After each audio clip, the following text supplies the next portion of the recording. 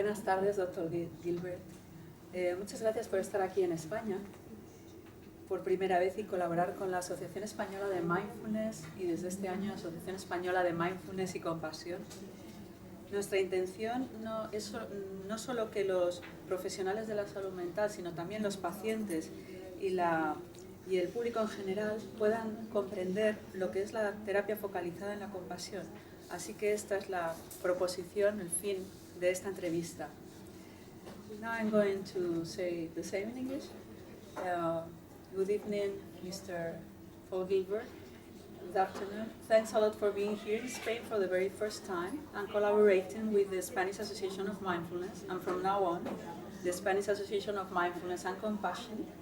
It is our intention that not only mental health professionals, but also patients and general population may understand what compassion-focused therapy is. So this is the purpose of this interview. So how did it come to you, the idea of applying compassion in clinical practice? And how did you develop the CFT? Well, it's a very interesting question, Marta. So some years ago, 20, nearly 30 years ago, we were working with cognitive therapies. I trained in a number of different therapies, actually. And what we found is that people could generate alternative thoughts for their negative thoughts. They could stand back and have a different perspective. But the emotional texture of those thoughts was often critical. So they might be able to say to themselves, well, I feel I am a failure, but when I look at it, I can see I've succeeded in this or I've succeeded in that. But they would be very hostile. So the voice in the head would be, well, you've succeeded at this and you've succeeded at that, so why are you thinking that you're a failure? You know, Like very demanding. Very demanding. So we had actually just began to work with helping them to generate a friendly voice. A voice that was empathic to the distress of being depressed or anxious, a voice that had a real wish for them to do well, and a voice that was full of encouragement, support, and kindness. Right? And what we found is that a lot of our patients couldn't do that. They could generate critical or hostile voices or tones to their thinking, but they couldn't generate a kind, supportive, warm thing. So that's how we began. And then we moved from voice tones to motivation, creating the motivation, the desire to interact with yourself and other people from a position of compassion, from a position of caring, from a position of wanting to alleviate suffering and promote well-being. So it was a series of stages, really. And we call it compassion-focused therapy, not compassion therapy, because there are many aspects to therapy, such as Socratic questioning, guided discovery, inference chaining, behavioral experiments, mindfulness, many things which are important for the patient to learn or practice or do. But if they have a compassion focus that underpins all of those things, then in our view they will do those things easier and better, and it will be more effective. It's a very, very complete explanation, very rich. Thank you. What is the Compassionate Mind Foundation and how it works? Okay, so the Compassionate Mind Foundation was set up in 2006. It's a charity, not-for-profit charity, and the mission statement is to promote compassion through the scientific application of compassion in various domains, really, in schools and businesses and in therapy. So how do we use science, particularly the science of caring and pro-social behavior, how that influences our relationships, how it influences us bodily, physiologically, how we can promote the understanding of pro-social behavior and compassion, and disseminate that into various places in our cultures, therapies, schools, because we desperately need more compassion in our Western culture. We do. Yeah, okay. And what is the main contribution of the compassionate focused therapy to psychotherapies that incorporate mindfulness and acceptance in contemporary clinical psychology? The main issue is the focus on motivational processes. During the 1970s and 1980s, psychotherapy went very cognitive and it became very in the head. So sort of attention, thinking, schemas and all this. Whereas we're interested in helping to connect to our basic motivational processes. And we have a number of different motivational processes for competitiveness, for succeeding and achieving, but also for connecting, okay, caring, looking after, supporting, encouraging. And what we know is that motivational processes have evolved with a whole range of physiological systems to support them. So if you don't have the physiology for, say, sexual interest, sexual behavior, or eating behavior, you're not going to do it. So caring behavior has a really important physiological system. When you tap into it, it organizes a whole lot of things in your mind. So what we bring is not just the cognitive things, that's important, all the emotional things, but really into this, what we call the compassion itself, compassion motivation. In Buddhism, it's called bodhicitta. This real focusing on that I want to be able to address suffering in myself and others in the wisest, strongest, more committed way that I can. So this motivation and this true desire to become a certain kind of person, behave in a certain kind of way, that's crucial to us. Is compassion-focused therapy sufficiently introduced at present into the mainstream of psychotherapy practice? Well, I think it's a great question because compassion-focused therapy is just one of therapies. As you know, there is compassion cultivation training at Stanford, and then there's the compassion-focused cognitive therapy, there's the Buddhist practices, of course. So all of these practices are all focusing on a similar theme. How do we create a compassion motivational state within us? Right? So in terms of how much focusing on pro-social and compassion motivation is in therapy, then absolutely not. Therapy is still locked up in the cognitive systems and so on.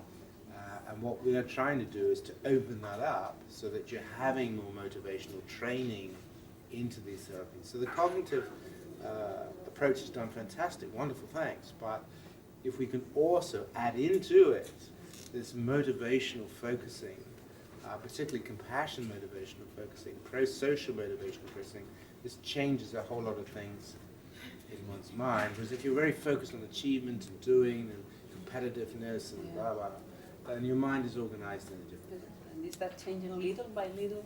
I think it is changing little by little. And of course, the key issues is how we, for example, I know you're interested in the schools program, because there's been quite a lot of research showing that what we're doing to our children is overstimulating competitive modes. Right? The need to succeed, the need to achieve, the need to pass exams, blah, blah, blah.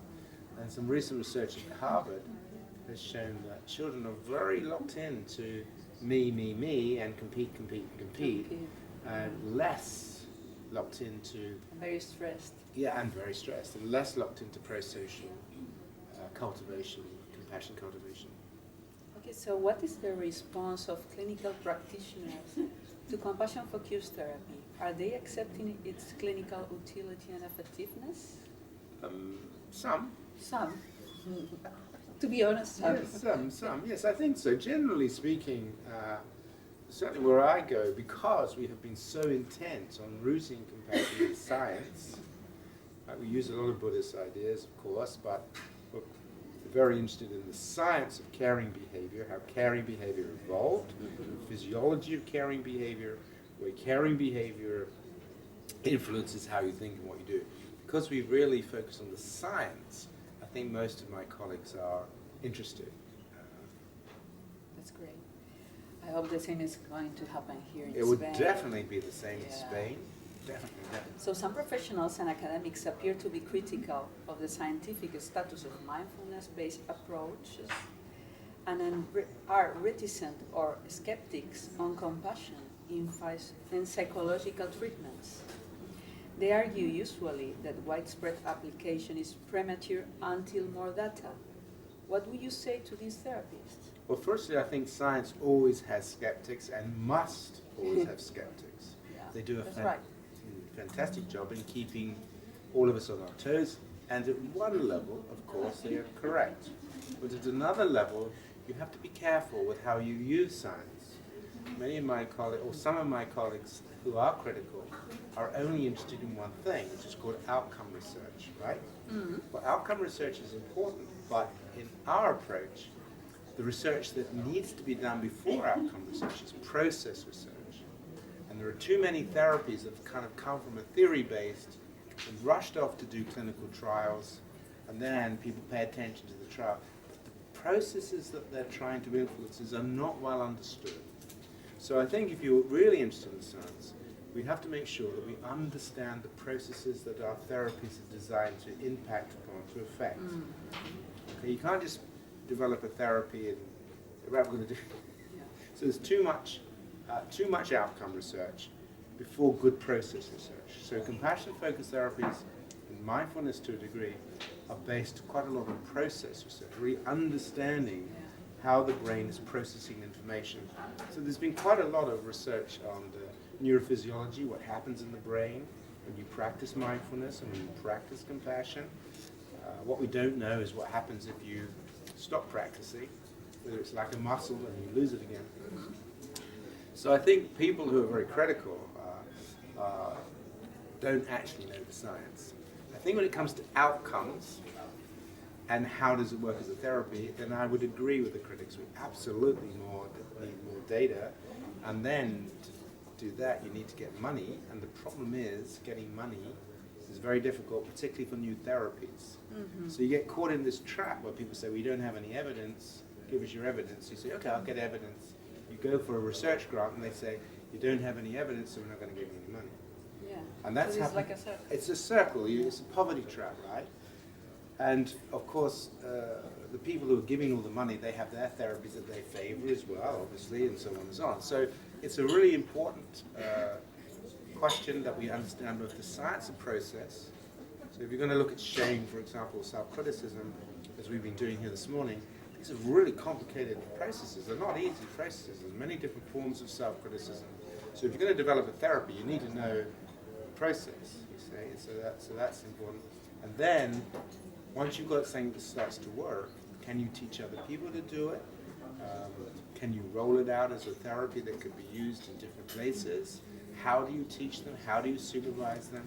So all of that stuff becomes part of the outcome research. Mm-hmm. I hope that our organization can help with some donation or some money to help for the research about CFT. We're very keen on because this is one of our goals in the association, and I'm sure our members are going to agree with me. Well, we have a number of trials going on around the world now, so I think in about 3 or 4 years there'll be some very good data coming through. But I completely agree. I think that the drive to find data, particularly outcome data as well as process data, is very important. Very important. So when is more appropriate teaching the cultivation of compassion to a client?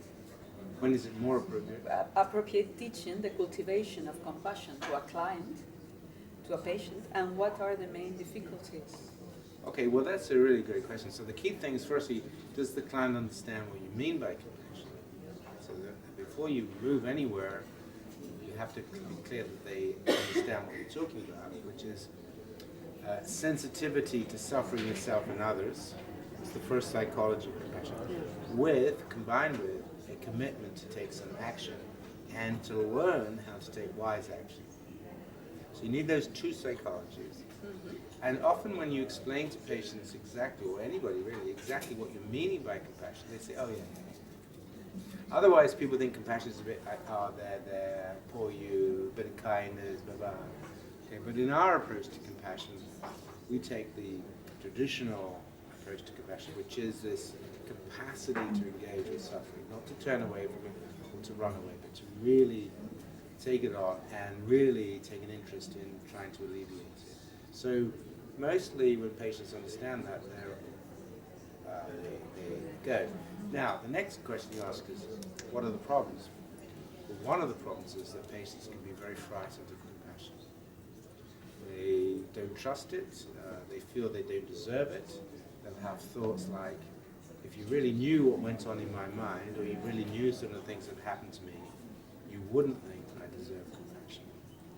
Or sometimes when you're compassionate with patients, you're kind with patients, it activates emotional memories where other people have been kind to them but then abused them.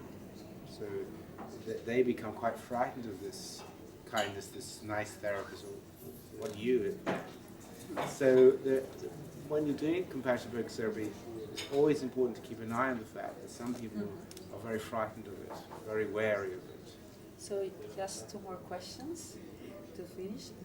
What do you think of compassion as an ability that can be trained and implemented as an intervention needed in many communities, mainly schools, universities, and healthcare system? Very much. I agree, very much.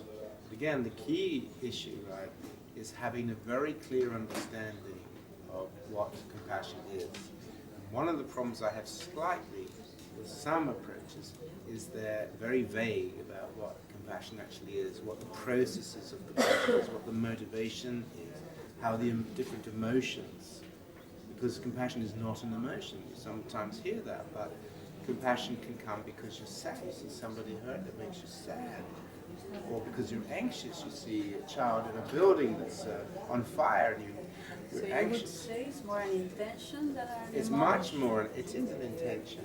So the point about it is, if you begin to introduce compassionate motivation, compassionate intention, compassionate identity issues into schools, into businesses, you will change the way things happen. But if you have only competitiveness, it's only me that needs to win regardless of its impact on you. It's only my firm that needs to win regardless of the impact we have on the environment or anything else. It's only the profits that matter, or like what's happening in the banking industry. Not a care in the world about the damage they're doing by some of their practices. That cannot continue. So we do need schools to train children to be the best they can, to give them the best education they can, for businesses to be the best they can. But we need to hold to a moral, ethical compass. And compassion would give them a moral, ethical compass, which at the moment we don't have any. And the last question, what recommendations or advice would you give to us as an honorary member of AEMind for the development and functioning of the association, now incorporating compassion in its denomination? Well, we did mention this, didn't we? You know, you can invite me over and give me lots of money, that would be great. We will do it for the next year. No, we're joking. So I think what you're doing is fantastic, right? The key thing is being open. So compassion-focused therapy is, obviously we like that, but there are many other approaches to compassion as well. And as I understand it, what you're doing is should be open to these different ideas. And so all the time you're trying to develop both the evidence base and the broad understanding about compassion. And you're also trying to understand how you take these and apply them in different settings.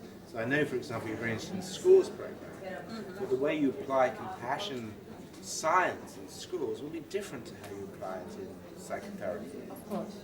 And we need the knowledge, we need to know how to do that. Because, as you know yourself, you can do these programs with schools, and it's great, it's great, it's great. The moment you withdraw and you're not there anymore, a year, 2 years later, what's happened to the programs? They fade away. So we have a lot of studies to do, and I think you are promoting some wonderful things to find out how we can bring this compassion insight into schools, and for the schools to be able to maintain those practices with their children. So thanks for your advice and for your generosity, and we hope we can see you next year in July for the advanced level. The advanced course. Yeah, so you've been so generous with us. Thank you very much. Thank you for inviting me, Martin. It's been a pleasure. Thank you. Thank you.